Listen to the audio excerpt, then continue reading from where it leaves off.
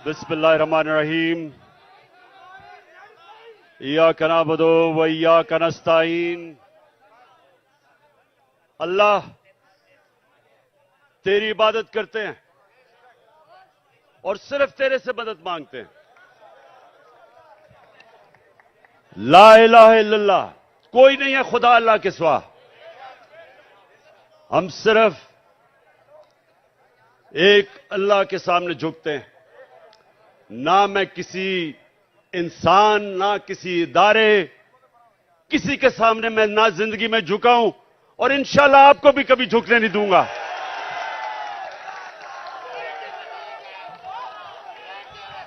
अच्छा, अब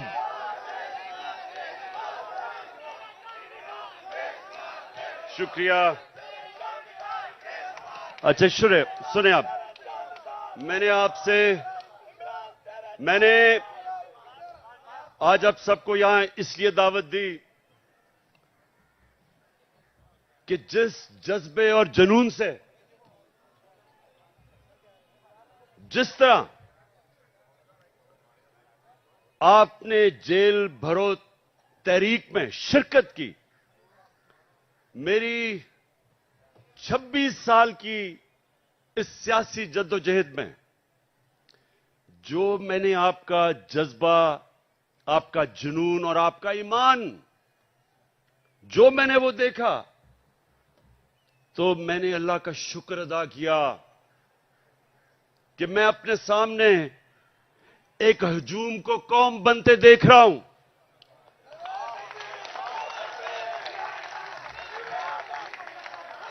सुने थोड़ा मैं एक मिनट सुन। मैंने आपको यहां मेरी हौसला अफजाई के लिए नहीं बुलाया, मैंने तो आपका शुक्रिया अदा करना था। सुने जरा मेरी बात, सुने एक मिनट, सुने जरा। मैंने आपसे बड़ी अहम बात करनी है कि देखें, ये याद रखें कि जिधर पाकिस्तान को ये चोर और डाकू जिधर ये ले गए हैं, इसका सिर्फ एक कौम मुकाबला कर सकती है। इस वक्त का एक हजूम नहीं मुकाबला कर सकता। जब एक कौम फैसला कर लेती है कि जो भी हमारे सामने आए, जो रुकावट आए, हम दूर कर देंगे, उस कौम के सामने कोई खड़ा नहीं हो सकता। ये याद रखें कि हमारी जो कौम है, ये एक खास नारे पे बनी थी कि पाकिस्तान का मतलब क्या, और सारी कौम, सारे सूबों को पैगाम क्या था कि मेरा तेरा रिश्ता क्या। और ये नारा जो है, ये अल्लाह से जो वादा है, ये आजादी का नारा है। जब आप अल्लाह के सामने दावा करते हैं कि ऐ मौला, तेरे अलावा किसी के सामने मैं नहीं झुकूंगा, तो यह आपकी आजादी का दावा है। एक कौम जो गुलाम होती है, वो कोई बड़े काम नहीं कर सकती। सिर्फ आजाद कौम ऊपर जा सकती है। जो मेरे नबी सल्लल्लाहु अलैहि वसल्लम ने मदीना की रियासत बना के साबित किया कि उन लोगों जिनकी कोई हैसियत नहीं थी, दुनिया की इमामत की उन्होंने। 2 सुपर पावर्स उनके सामने घुटने टेक गई, क्योंकि वो ला इलाहा इल्लल्लाह का मतलब समझ गए थे। उनके दिलों में चला गया था, वो आजाद हो गए थे। ये है हमारी जंग इस वक्त, आजादी की जंग, हकीकी आजादी की जंग। अच्छा, या रसूल अल्लाह, सुने आप मेरी बात। या अली, सुने, मुझे आपके जज्बे और जुनून का एहसास है, माशाअल्लाह।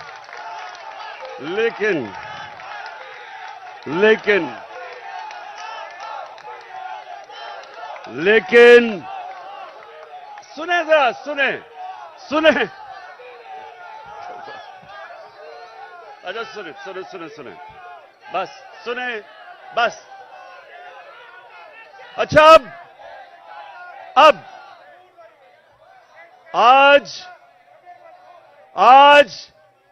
जो पाकिस्तान का बदतरीन वक्त है, माशरत डूब गई है, तनख्वाहदार और गरीब पाकिस्तान की तारीख की सबसे ज्यादा महंगाई में पिस गया है। जिन लोगों ने इस मुल्क के ऊपर मुसल्लत होकर इसको तबाह किया है, उनके पैसे बाहर पड़े हुए हैं। अरे बस बस बस बस बस, सुनो जरा, इतना आप जेल काट के आए हैं, मैं आपसे कोई बातें करना चाहता हूं, आप बजाय बातें करने के नारे आपके खत्म नहीं हो रहे। सुने बड़ी बड़ी गौर से बात, मुझे आपके जुनून का पूरी तरह और जज्बे का अंदाजा है, लेकिन बस मैंने सुना है, मुझे सारी तुम्हारी जेल की खबरें आती रही हैं। जिस तरह मैं क्रिकेट मैच का स्कोर देख रहा था, उसी तरह आपके जेल के हालात देख रहा था। अच्छा अब सुने जरा मेरी बात। देखें, आज हमारा मुल्क ये नीचे क्यों दुनिया के सामने जलील हो रहा है। वो क्राइम मिनिस्टर जाके पैसे मांगता फिर रहा है और लोग ठुकरा रहे हैं उसको। कोई पाकिस्तान का, आप अगर हिंदुस्तान की चैनल देखें तो जो पाकिस्तान को जलील किया जा रहा है, तो ये क्यों हुआ? अब जरा बड़ी गौर से बात सुने, मेरे जज्बा और जुनून वाले, मेरे जो टाइगर, जिस तरह आप जेलों में होके आए हैं, मेरी गौर से बात सुने। देखें, अल्लाह का हुक्म है, अमर बिल मारूफ व नहीं अनिल मुनकर। क्या मतलब है उसका? हुक्म है अल्लाह को एक कौम को कि तुमने राय हक पे खड़ा होना है, सच पे खड़ा होना है, अच्छाई के साथ खड़ा होना है और बुराई और जुल्म का मुकाबला करना है, जिहाद करनी है। यह हुक्म है अल्लाह का। आज अगर पाकिस्तान का आपने ये हाल देखना है, जो हम नीचे, कभी भी पाकिस्तान इतना नीचे नहीं गिरा जो आज है, तो उसकी जरा वजह सुन लो। प्राइम मिनिस्टर 16 अरब रुपए का एफआईए का केस की चोरी में सजा होने लगी थी। 8 अरब नैब के अंदर सजा होने लगी थी, जबकि जनरल बाजवा ने इसको बचा के प्राइम मिनिस्टर बनाया। इंटीरियर मिनिस्टर किसी से फैसलाबाद में पूछ लें कि इससे बड़ा बदमाश फैसलाबाद का है ही नहीं। कोई जुर्म नहीं है जो इसने नहीं किया, अपना खुद कहता है। इनका अपना वजीर वो कहता है कि इसने 18 कत्ल किए, लोग कहते हैं इससे बहुत ज्यादा कत्ल किए इसने। जमीनों पे कब्जे, कातिल, वो बैठ गया इंटीरियर मिनिस्टर। आसिफ जरदारी जो पीछे से बैठ के ये सारा खेल खेल रहा है, वो दुनिया में माना हुआ चोर है। सिंध में जाके पूछें कि लोगों के ऊपर वो क्या जुल्म करता है। मुखालफिन को कत्ल, मुर्तजा भुट्टो कि उसकी फैमिली कहती है इसने मुर्तजा को कत्ल करवाया। चोर, कातिल, अरबों रुपए की चोरी का केस में पकड़ा जाने लगा था, जनरल बाजवा ने बचाया इसको। और उधर लंदन में बैठा हुआ भगौड़ा, जो मुल्क को वहां बैठ के कंट्रोल कर रहा, सजाए याफ्ता, अरबों रुपए के घर में बैठा हुआ लंदन में, जो यहां से चोरी करके पैसा लेके गया है, वो मुल्क को वहां से बैठ के फैसले कर रहा है कि आर्मी चीफ कौन बनेगा। मुझे यह बताएं कि जब मुल्क के सरबरा, ऊपर फैसला करने वाले मुल्क के बड़े बड़े मुजरिम बैठ जाएंगे, तो क्या मुल्क का दिवालिया नहीं निकलना? कौन सा मुल्क दुनिया में, मुझे एक मुल्क बताएं जो कि ऊपर जा रहा हो और जिधर इस तरह के चोर बैठे हो। और अल्लाह का हुक्म है हमें कि हमने तो इन लोगों के खिलाफ जहाद लड़नी थी। जब इंसान भेड़ बकरियां बन जाते हैं, जब वो राय हक पे नहीं खड़े होते, जब वो जुल्म का मुकाबला नहीं करते, तो अल्लाह उनको भेड़ बकरियों की तरह रखता है। उनकी कोई हैसियत नहीं होती। जिस कौम में जुल्म का मुकाबला करने की सकत नहीं होती, दिलेरी नहीं होती, वो कौम गुलाम बन जाती है। मैं बार बार इस्लाम के सबसे बड़ा जो सानिया हुआ था करबला का, मैं बार बार बताता हूं कि कूफा के लोगों को पता था कि हजरत इमाम हुसैन राय हक पे खड़े थे। उनको पता था, लेकिन यजीद के जुल्म के खौफ की वजह से उन्होंने इस्लाम की तारीख का सबसे बड़ा जुल्म होने दिया। ये जो खौफ का बुत है, ये इंसान को गुलाम बनाता है। इसकी पूजा करोगे, गुलाम भी होगे, जलील भी होगे। आज सारी दुनिया में पाकिस्तान जलील हो रहा है। भिखारियों की तरह कर्जे मांग रहे, कोई नहीं दे रहा, क्योंकि चोर ऊपर बैठे हुए हैं। वो क्यों नहीं दे रहे पैसे? नंबर वन, उन सारी बाहर की दुनिया के लोगों को पता है कि ये जो ऊपर बैठे हुए हैं, ये सबसे बड़े डाकू हैं, इनके पैसा बाहर पड़ा है। मैं जब प्राइम मिनिस्टर था, तो जब दूसरे मुल्क का प्राइम मिनिस्टर मुझे मिलने आता था, तो मेरा जो फॉरेन ऑफिस है वो मुझे पूरी तफसील देता था। किधर पड़ा है, माजी में इसने क्या किया, इसकी रेपुटेशन क्या है, एक एक चीज मुझे पता होती थी जब वो मुझे मिलने आता था। तो क्या ख्याल है, जो आप ये आसिफ जरदारी या ये जो शहबाज शरीफ बाहर जाता है, एक एक चीज बाहर की दुनिया को पता होता है कि इनके कितने पैसे बाहर पड़े हैं। ये दो खानदान अगर आधा भी अपना पैसा पाकिस्तान में ले आए, तो यहां आपको कोई IMF या किसी से कर्जे लेने की जरूरत ना पड़े। अपना पैसा चोरी करके मुल्क से बाहर और लोगों से भीख मांग रहे हैं कि पाकिस्तान को डॉलर दो। अपने पैसे डॉलरों में बाहर रखे हुए हैं। 100 रुपया जब से ये आए हैं, 100 रुपया गिरा है डॉलर के मुकाबले में। तो कौम तो 100 रुपए से ज्यादा गरीब हो गई है। कौम की तो खरीदार और कम हो गई है, और ये डॉलरों में पैसे रखने वाले, इनका तो 100 रुपए और ऊपर चला गया। इनका मकसद कभी पाकिस्तान नहीं था, नहीं तो इनका जीना मरना मुल्क में होता। ECL पे चले जाएं तो इनकी टांगें कांपनी शुरू हो जाती हैं, खौफजदा हो जाते हैं कि हम बाहर नहीं जा सकते। मैं ये कहता हूं, मुझे डालें ECL पे, मैं तो जाना ही नहीं चाहता बाहर।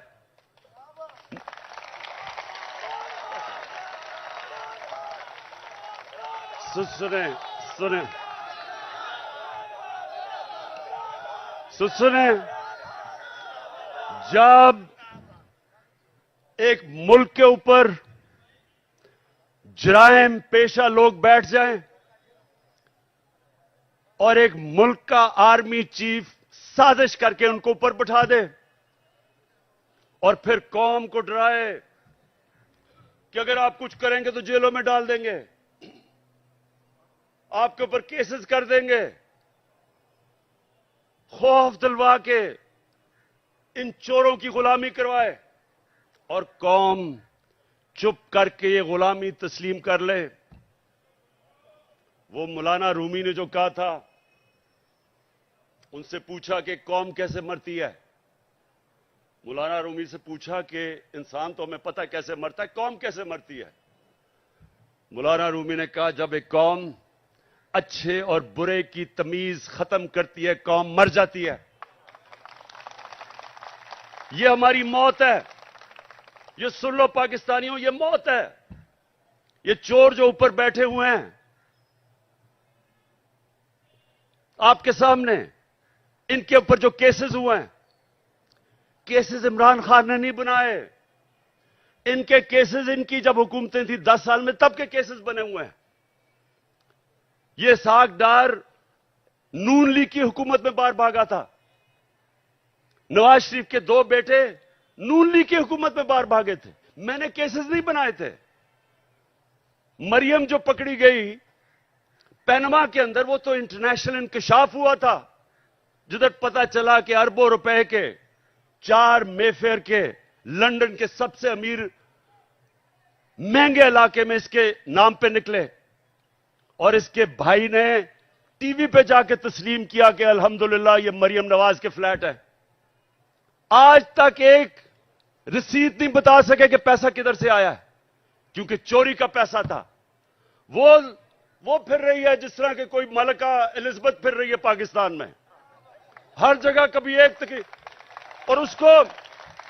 और ये सुन देखें, उसको पूरा तरह पुलिस का प्रोटोकॉल, पंजाब की हुकूमत टैक्स के पैसे के ऊपर उसकी मदद, उसके लिए ठहराना चलाना, जलसे करना।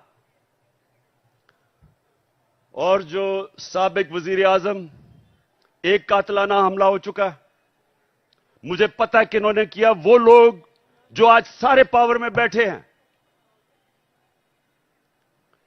राना सनाउल्लाह, शहबाज शरीफ और ये जो डर्टी हैरी जिसको मैं कहता हूं, अपनी एजेंसी का आदमी मुझे कत्ल कर रहा है। वो अभी भी इख्तिदार में बैठे हैं और मुझे अदालतों के चक्कर लगा रहे हैं, अदालतों में मुझे चक्कर लगा रहे हैं। जब मैं भी तुम्हारी बात करवाता हूं, अभी करवाता हूं, सुने वहां जाके अदालतों के अंदर कोई सिक्योरिटी नहीं, पता है कि जान को खतरा है। और फिर से ये 3 और इनके साथ 1-2 और भी मुलव्विस है, पता है कि वो मुझे रास्ते से हटाना चाहते हैं, कोई सिक्योरिटी नहीं है। और छोटे छोटे केसेस में कभी किसी अदालत में बुला लें, कभी किसी अदालत में, और इसको जो कि जमानत पे थी उसके लिए पुलिस प्रोटोकॉल हो रहा है। मैं सिर्फ कौम को यह बताना चाहता हूं कि इस निजाम को अगर हम कबूल कर गए, जो ये कोशिश कर रहे हैं डरा के धमका के, जिस तरह हम भेड़ बकरियां के हमें कबूल करवा लें, कोई आपके और आपके बच्चों का इस मुल्क में मुस्तकबिल नहीं है। इसलिए एक ही रास्ता है। हमारी कौम, मैं अपनी सारी कौम को आज कहता हूं कि ये जो जेल भरो तहरीक, ये सिर्फ लोगों के खौफ दूर करने थे कि हमें कोई जेलों से फिक्र नहीं। और मुझे पता है वो बिल्कुल नौजवान ठीक कह रहा है कि जानवरों की तरह इन्होंने हमारे लोगों को रखा। इन्होंने जान के ये साबित करने शुरू के ये और डरेंगे, पीछे हट जाएंगे। जबकि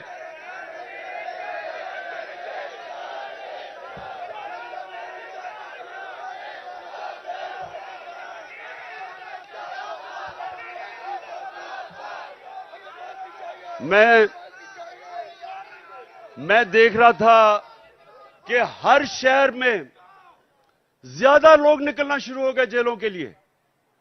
यानी जैसे जैसे तहरीक बढ़ रही थी और ज्यादा लोग जेलों के लिए तैयार हो गए।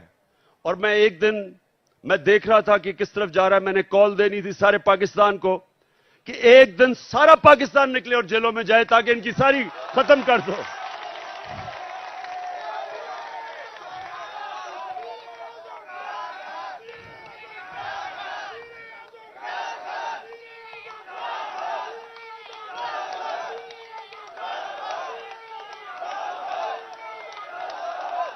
मैं चीफ जस्टिस को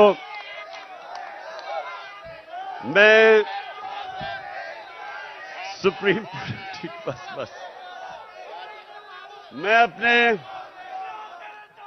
अपने सुप्रीम कोर्ट के चीफ जस्टिस को आज मैं अपने वकीलों के जरिए खत भी लिख रहा हूं कि अगर जब पता है, खुद इंटीरियर मिनिस्ट्री कह रही है कि इमरान खान की जान खतरे में है, मैं कह रहा हूं मेरी जान खतरे में है, और मैं पहले 2 महीने पहले कह रहा था कि जान खतरे में, उसके बाद हमला हुआ मेरे पे।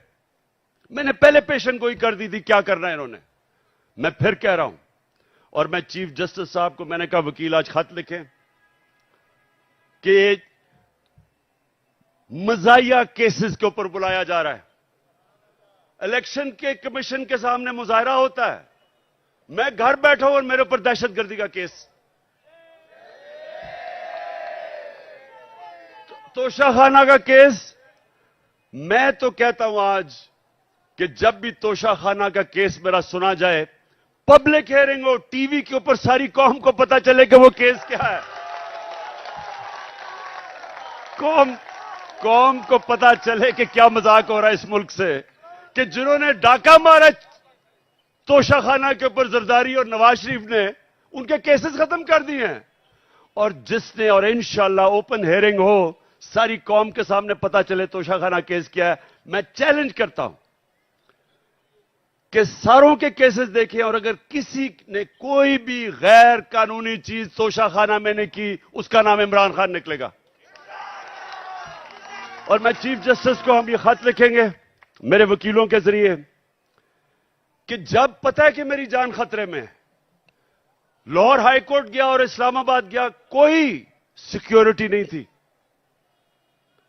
और जबकि जिसने मुझे गोलियां मारी वो नवीद जो है, क्योंकि उसकी जान खतरे में है, उसको वीडियो कॉन्फ्रेंस के ऊपर उससे अदालत में वो बात करता है। तो ये तो ऐसा है कि जिन्होंने तहफ्फुज देना है, खतरा उन्हीं से ही है जिसने, अब ये राना सनाउल्लाह जैसा गुंडा कभी ये किसी को तहफ्फुज दे सकता है क्या? ये शहबाज शरीफ जिसने शहबाज शरीफ जिसके ऊपर रिपोर्ट है कि पुलिस मुकाबले में इसने कितने लोग मरवाए हैं, आबिद बॉक्सर ने टीवी के ऊपर आके कहा कि मुझे यह हुक्म करता था लोगों को मारने के लिए। मॉडल टाउन में इन दोनों ने सबके सामने टीवी के ऊपर नहते लोगों के ऊपर गोलियां चला के 14 लोगों को कत्ल किया और 60-70 लोगों को गोलियां लगी। इन लोगों ने तहफ्फुज देना है। और ये जो डर्टी हैरी जिसको मैं कहता हूं, ये अपने इदारे को बदनाम कर रहा है। ये एक ऐसा आदमी है जो साइकोपैथ है, ये नॉर्मल आदमी नहीं है, ये हैवान है। जिस तरह का इसने आजम स्वाति से किया कि उसको नंगा करके जब तशद्दुद कर रहे थे तो रिकॉर्ड कर रहा था और सुन रहा था। ये वो आदमी है, बच्चों को पकड़ के, सोशल मीडिया के बच्चों को जो इससे किया, जो शहबाज गिल से किया है, उल्टा लटका के उससे जो किया है, इन्होंने सोशल मीडिया के लोगों के ऊपर जो जुल्म किया, सहाफियों से किया, जो अरशद शरीफ से किया, अब लोगों को पकड़ पकड़ के वो जो जावेद बेचारा चौकीदार, उसको उठा के ले गए, उसको नंगा किया, उल्टा लटकाया। एक तो ये साइकोपैथ, नंगा करने का इसको बड़ा शौक है, ये नॉर्मल नहीं है, इसका ज़हनी तवाजुन ठीक नहीं है। नंगा करके फिर उसको एक चरपाई के साथ बांधा, कुत्ते की तरह उसको जंजीर बांध के चरपाई के साथ 3 दिन बांधा। कौन करता है अपने लोगों से ऐसे? इदारे को ये बदनाम कर रहा है और ये लोगों ने मेरी हिफाजत करनी है। खतरा ही इन लोगों से है।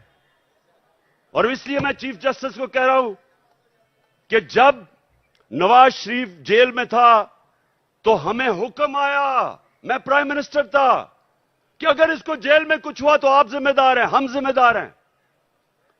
तो मुझे तो खतरा ही उन लोगों से है। और मुझे कभी उधर जा रहा हूं, कभी किसी अदालत में, तो मैं आज चीफ जस्टिस साहब को इसके ऊपर लिखूंगा कि कौन जिम्मेदार है कि जब बार बार मुझे ये जाली केसेस पे बुला रहे हैं।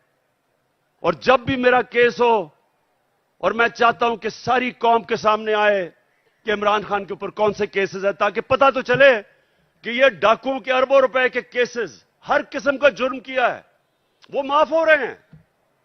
और 74 केसेस मेरे ऊपर बना चुके हैं अब तक, और मेरे लोगों के ऊपर, हर के ऊपर, आजम स्वाति के ऊपर 30 केस, शहबाज गिल एक केस खत्म होता दूसरा केस। क्या जुर्म है इनका?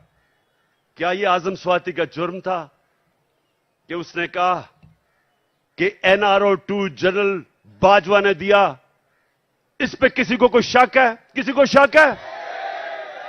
तो सच बोलने के ऊपर तशद्दुद, 34 केसेस, कभी किधर जा रहा है, कभी सिंध जा रहा है, कभी बलूचिस्तान जा रहा है। क्या ये पाकिस्तान का आज इंसाफ का निजाम है? और यही होना था जब चोरों को बाजवा ने ऊपर बैठा दिया, हमारे मुजरिमों को। तो मैं अपनी आज सारी कौम को कह रहा हूं,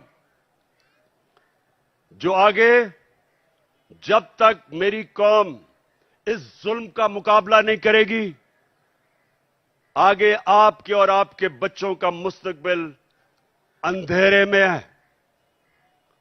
मैं जब शुरू में 11 महीने पहले कह रहा था, जब चोर ऊपर आए, मैंने पहले दिन से कहा कि मैं कभी इनको तस्लीम नहीं करूंगा। मैंने तब कहा था, मैं आज भी कह रहा हूं कि अगर मेरी कौम इनके खिलाफ ना खड़ी हुई, अगर हमने इनके सामने ना खड़े हुए, कोई मुस्तकबिल नहीं है इस मुल्क का। 8 लाख सबसे पढ़े लिखे लोग, प्रोफेशनल्स, पिछले चंद महीने में मुल्क छोड़ के चले गए हैं। कौम मुल्क से मायूस हो गए हैं, उम्मीद खत्म हो गई है। और क्यों ना हो, किसी मुल्क के ऊपर इन मुजरिमों को बिठा दो। मैं चैलेंज करता हूं, इन मुजरिमों को कल बरतानिया के ऊपर बिठा दो, उसका दिवालिया निकाल देंगे।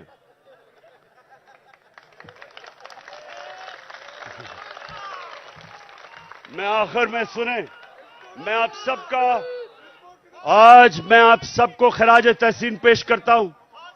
मैं आपके जज्बे और जुनून को सलाम करता हूं। और मैं आप सबको ये बताना चाहता हूं कि जितना हम सब आपको देख रहे थे जब आप जेलों में थे, जो आपको पकड़ रहे थे, आपने मेरी सारी पार्टी का सर फख्र से ऊपर कर दिया। बहुत बहुत शुक्रिया।